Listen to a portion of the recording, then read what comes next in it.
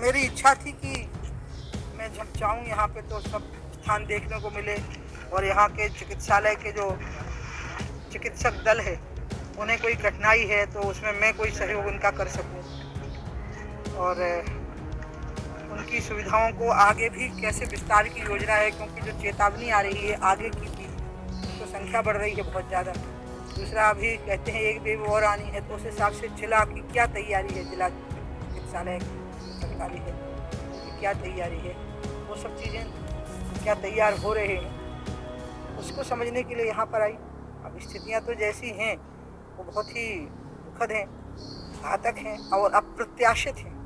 ये तो वायरस ने गुरिल्ला वार लड़ा है ह्यूमन काइंड के साथ, मानवता के साथ में इस विषाणु ने गुरिल्ला युद्ध किया है, छापा मार युद्ध किया है और इसलिए इतना अप्रत्याशित हमला है इसका कि इस हमले से बचने के लिए जितनी सजगता है वो सजगता कम ही पड़ जाती है कई बार। फिर भी अगर कोई कमी हो हमसे कुछ हो सके तो उसके लिए मैं यहाँ सब देखने के लिए, आप लोगों से भी पूछने के लिए, चिकित्सक दल का भी हालचाल भी पूछने के लिए आई हूँ, क्योंकि उन्होंने भी बहुत शहादत दी है इसमें सबने, जो भी स्वास्थ्य कर्मी हैं। देखिए यहाँ जहाँ से ऑक्सीजन के सिलेंडर आते हैं वहाँ के उत्तर प्रदेश के जो प्रभारी मंत्री हैं कानपुर क्षेत्र के सतीश महाना, कानपुर क्षेत्र में ही बुंदेलखंड आता है, कोरोना के प्रभारी, उनसे मेरी बात हुई है और वो हमें कमी नहीं होने देंगे, ये तय हुआ है।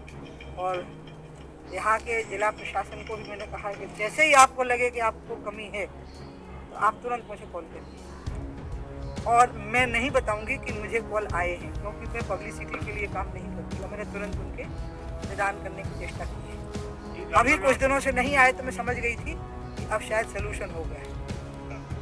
बिल्कुल बनाई जाएंगी, उत्तर प्रदेश शासन का पूरा इरादा है, लेकिन जैसा कि मैंने आपको कहा ये बात सबको समझनी पड़ेगी कि इस वायरस ने हमसे गुरिल्ला युद्ध किया है। गुरिल्ला युद्ध में अप्रत्याशित हमला होता है जिसमें सामने वाले को संभलने का मौका नहीं मिलता। सबसे बड़ी दिक्कत है कि उसके लिए रनिंग स्टाफ कहाँ से आवे। सबसे नज़दीक झांसी मेडिकल है, तो झांसी मेडिकल की अपनी हालत ये है कि ओवरलोडेड है।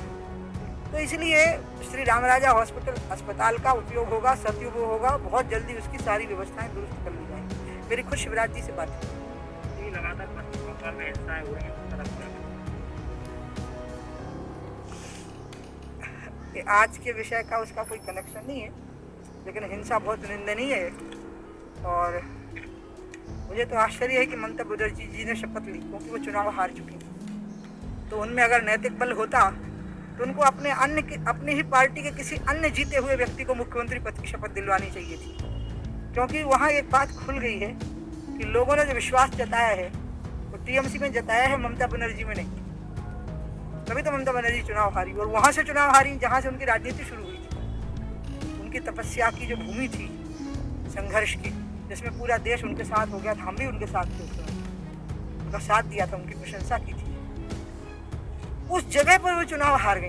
तो उन्होंने मुख्यमंत्री पद की शपथ ले ली, यही शर्मनाक है। ये लोकतंत्र के लिए उचित नहीं, उनको नहीं लेनी चाहिए, उनको किसी दूसरे को दिलवानी चाहिए।